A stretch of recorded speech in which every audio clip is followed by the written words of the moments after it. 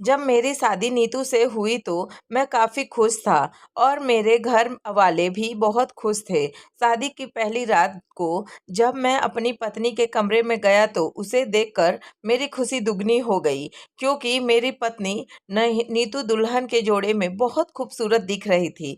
मेरा कमरा गुलाब के फूलों से सजाया गया था। मेरे कमरे की पूरी सजावट मेरी छोटी बहन नीलम ने की थी। मेरी बहन नीलम मेरी शादी पर बेहद खुश थी। मैं अपनी दुल्हन के करीब गया और उसे मुंह दिखाई का तोहफा देते हुए बोला, आज तुम दुल्हन के जोड़े में बहुत खूबसूरत दिख रही हो। रहा उसने था कि मेरी वह बात काफी का कोई दुखी और जवाब डरी नहीं हुई दिया। है। उसे देखकर मुझे लगा कि शायद वह अपने माँ बाप को छोड़कर आई है, इसलिए दुखी है। मैंने अपनी तरफ से उसे बात करने की कोशिश की, पर उसने ना तो हमें जवाब दिया और ना मैं बस सिर नीचे छुपाए बैठी थी। रात काफी हो चुकी थी। घर के सभी लोग सो चुके थे। शायद मैं और मेरी पत्नी नीतू की जगह रहे थे। कुछ तो बोलो नीतू, जब तुम दिखने में इतनी खूबसूरत हो, तुम्हारी आवाज कितनी खूबसूरत होगी। मैं तुम्हारी आवाज सुनने को बेताब हूँ।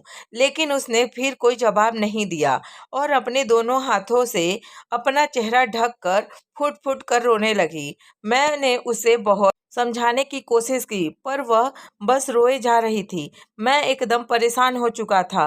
किसी तरह मैंने उसे चुप कराया और उसे रोने का कारण पूछा तो वह कहने लगी, मुझे घर वालों की याद आ रही।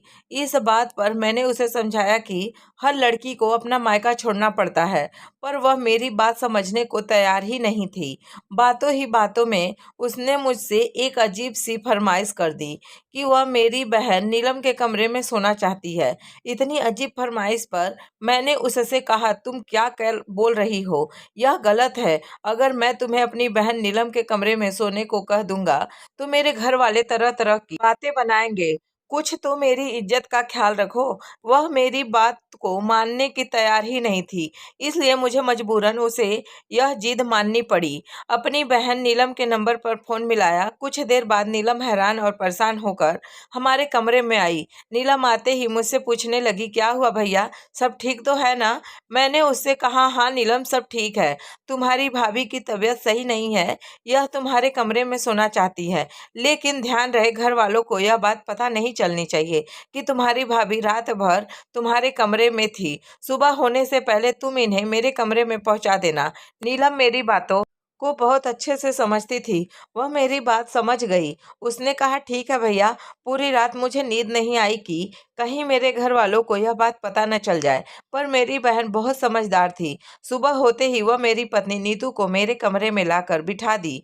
सुबह होते ही मैं नहा धोकर बाहर निकल गया, क्योंकि मैं नीतू को इस घर में और अपनी जिंदगी में एडजस्ट करने के लिए कुछ वक्त देना चाहता था, क्योंकि हर लड़की एक जैसी नहीं होती। मैं समझ गया रहा था कि नीतू को मुझे वक्त देना चाहिए, इसलिए मैं बाहर चला गया। पर यह सिलसिला अब हर रोज का हो गया। नीतू हर रोज मेरी बहन नीलम के कमरे में सोने की जिद करती और मुझे ना चाहते हुए भी उसकी जिद माननी पड़ती। मैं जब भी नीतू से कुछ पूछता तो वह मेरी बातों को हाँ ना में जवाब देती और ना ही ना में। इसलिए मैं बहुत परेशान था और सच का पता लगाना चाहता था कि आखिर क्या बात है, नीतू मेरे साथ ऐसा क्यों करती है। मैं चाहता तो नीतू से यह बात सख्ती से पूछ सकता था, पर वह मुझे बचपन से ही गुस्सा करने की आदत नहीं थी। इंसान क्या, जानवरों से भी मैं बहुत प्यार से पेश आता था कि नहीं, वो तो मेरी धर्म पत्नी थी।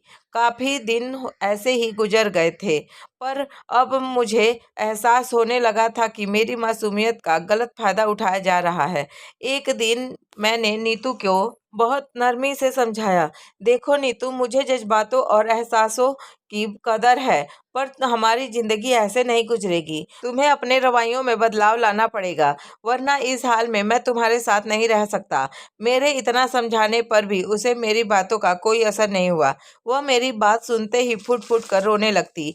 अब मुझे कुछ समझ नहीं आ रहा था कि मैं क्या करूं। मैं अपनी परेशानी किसी को बता भी नहीं सकता था, पर मैंने कुछ दिनों से मैं महसूस किया कि मेरी छोटी बहन नीलम थोड़ी परेशान दिख रही है।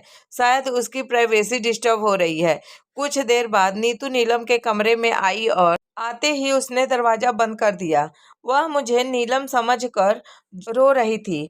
उसे सुनकर तो मेरे पैरों तले जमीन खिसक गई। मैं सोच में पड़ गया कि इतना बड़ा राज नीतू अपने दिल में छुपा रखी है और इसने मुझे बताया नहीं। आखिर मेरे प्यार में क्या कमी रह गई थी जो इसलिए मुझसे छुपाया। और मेरी बहन नीलम को भी पता है, पर तुम मुझे बताने से डर रही हो। मेरी बात सुनकर फुट फुट कर रोने लगी और कहने लगी, सोहन जी, मेरे घर वालों ने आपको धोखा दिया है। मैंने हैरान होकर उसे पूछा, कैसा धोखा? वह मुझे बताने लगी, जब मैं 17 साल की थी तो कुछ लोगों ने मेरा अपहरण कर लिया था। कुछ दिन तक मैं उन लोगों के गिरफ्त में ही था और किसी तरह जान बचाकर मैं वहां से भाग गई। तो मैंने अपने घर वालों से यह बात बताई कि मेरे साथ गलत हुआ है। कुछ लोग मुझे पकड़ कर ले गए थे, पर जब मैं फ़ोन पर आप लोगों से बात करती थी, मेरे घर वाले वहीं पर खड़े रहते, जिस वजह से मैं आपको बता नहीं पाई। फिर मैंने सोचा कि शादी के बाद मैं नीलम से अपने दिल की बात शेयर कर आपसे दूर हो जाऊंगी, क्योंकि मैं आपको धोखा नहीं देना चाहती थी। पर जब मैं नीलम से बात बताई तो वह मेरी बातें सुनकर हैरान रह गई। उसे भी कुछ समझ में नहीं आ रहा था कि वह आपसे यह बात किस तरह से बताए। अपनी दर्दनाक कहानी बताते हुए उसकी आंखों से आंसू टपक रहे थे। अपनी पत्नी नीतू की यह सच्चाई जानकर मुझे बहुत दुख हुआ, अपने लिए नहीं बल्कि नीतू के लिए। आखिर नीतू की इसमें क्या गलती थी जो इतना सब कुछ सहना पड़ा? यह सब जानकर मुझे अपनी पत्नी नीतू पर फ़क्र भी हुआ कि उसने मुझे से कुछ छुपाया नहीं, क्योंकि वह मुझे धोखा नहीं देना चाहती थी। जब मैंने पहली बार उसे दुल्हन के रूप में देखा था, तभी उससे मुझे प्यार हो गया था और मैं अपने प्यार को खोना नहीं चाहता था। मैंने उसके आंसू पूछे और हमेशा के लिए उसे अपना बना लिया। दोस्तों, आपको यह कहानी कैसी लगी प्लीज़ कमेंट करके ज़रूर बताएं। अगर अच्छी लगे तो वीडियो को लाइक और चैनल को सब्सक्राइब कर लें। Thank you.